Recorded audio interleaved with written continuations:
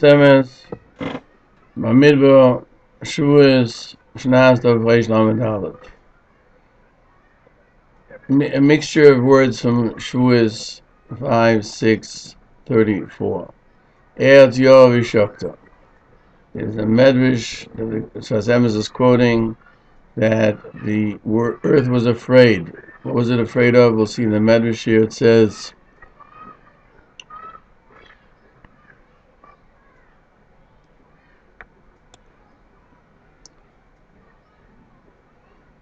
the earth was frightened and became peaceful. At first it was afraid maybe Israel won't accept Torah, and the world will be returned to its original state of chaos. So once they received the Torah, then the earth became calm.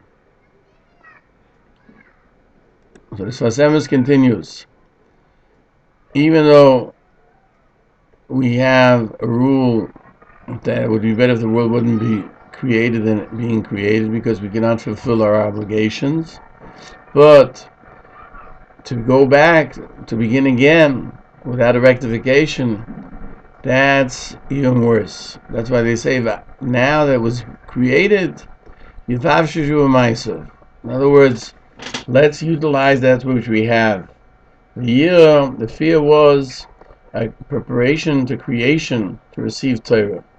In other words, I'll add something to this. Sfas Emes doesn't say, but we find Chazal tell us,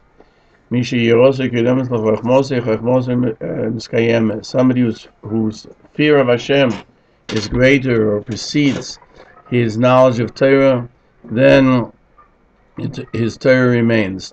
So too now. And at this time, when a person has to prepare himself on the night of Shavuos to receive Torah, so he has to infuse himself with Yiras Hashem. The minig is to learn all night, but the main thing is to prepare yourself to the truth, because the truth is what arises from this, and it becomes the embellishment more than everything else that's there. Kshoit, embellishment, kishutin, which means to embellish, like we put flowers in the base medrash, make it look nicer, is truth. Yoelam Hazeh is a world of falsehood. Therefore, when it comes to the truth, that's the embellishment. And Sfas Emes we find, as it says in the Pasuk, Sfas Emes in his mouth was truth, a truthful Torah. Because is there a Torah then that's not true, that's false? But it could be through his mouth it will change. In other words, a person can affect Torah if he doesn't have truth behind it to mislead him. Therefore, it says, "Hatzilo nafshi," Dor HaMelech prays, "Save my soul, misvas sheker," from saying words that are falsehood, miloshin ramiyah, and through the fear before he speaks. In other words, before we receive Torah, before the dibur of Hashem, then when we hear the dibur on Shavuos, it brings forth the truthful message, and we come to truth. And that's why Yor V'Shokto. If you have Yira, then you can be at peace. If you don't have Yira, you will not be at peace. And that's why we see tzaddikim, Yaakov B'Gesh Leisha B'Shalvo.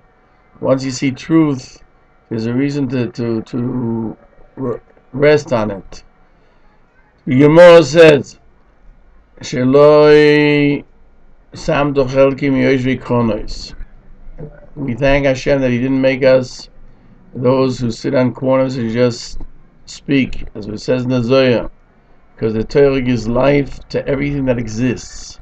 Eitz Chaim, it's a tree of life. Rak, only Talmidei Chachomim who deal with it are attached to the tree of life, and every individual, according to his merit, comes close, and they come to the corners. Therefore, on this day, that a person wants, the goof itself also wants that the world should continue. There should be a renewal of life, and everything that has to do with Kedusha, with sanctity. It's called Yom HaBikurim. It's the first offering that we give to Hashem. Therefore, that's why the Bikurim is brought. That it should be precedes it, the Sfas Emes. As the Zohar says in Parshas Emor. Therefore, it says you can nullify the Yetzer Hara. It's called Atzeres.